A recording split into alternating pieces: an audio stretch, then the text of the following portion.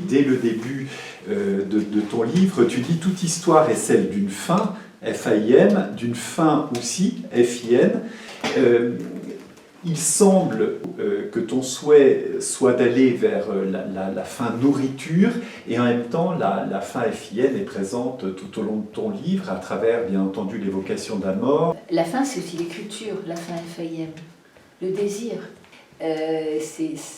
C'est ça qui est terrible quand on est malade, quand on devient très âgé, c'est ce rapport à la faim, à la nourriture.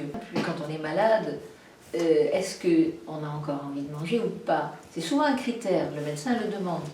Et ça, c'est ce qui te maintient en vie quand même.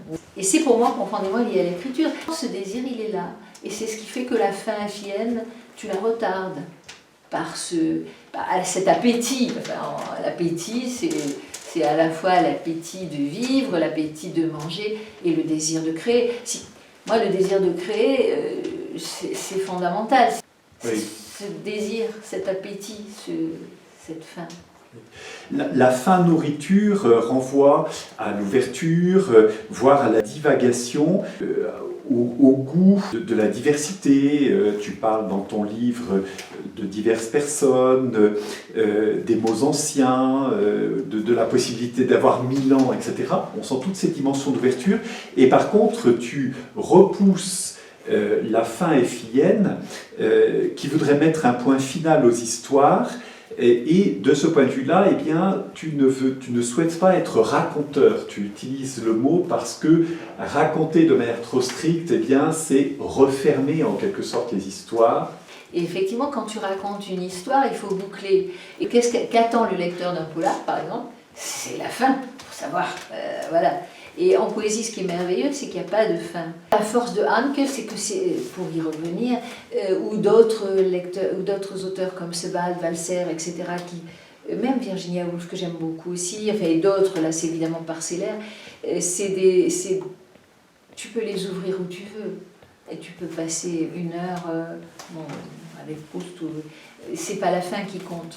C'est le flow, c'est l'écriture, pour moi, quand j'ouvre un auteur que j'aime, je ne suis pas obligée de tout relire. Tu n'es pas obligé de savoir la fin. La fin, il y a une fin, mais on lui a souvent reproché d'écrire des romans qui n'avaient pas de fin. Mais je trouve ça merveilleux. On n'a pas besoin de fin. On en a une en nous qui nous attend. Donc, alors, au-delà de ta famille, dans Autobiographie de la faim, il y a aussi d'autres contrées. On sent bien le tropisme donc méditerranéen, le tropisme du Sud, non seulement à travers la Camargue, par exemple, à travers évidemment Marseille qui est évoqué, où tu as passé ton enfance, mais il y a aussi de l'autre côté de la Méditerranée, il y a la Tunisie, il y a le Maghreb.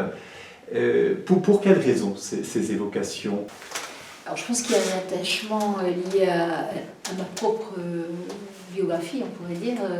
C'est vrai que pendant la guerre d'Algérie, j'étais une petite fille, j'entendais les conversations des grandes personnes, et quand même on parlait beaucoup de tout ça. Enfin, alors les petits jouaient aux Indiens et aux cow-boys, mais il y avait quand même cette histoire, et puis cette histoire des bons et des méchants.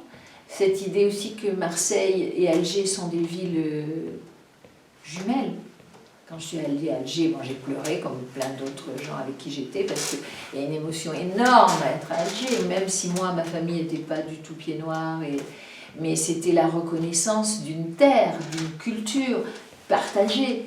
Et ça, c'est alors à la fois évidemment une représentation, mais quand tu habites à Marseille, enfant, adolescent, moi je me baladais évidemment dans les quartiers arabes et tout ça, j'étais comme un poisson dans l'eau. Et le monde a aussi beaucoup changé de tous ces points de vue-là, parce que tout ça, ça se mélangeait.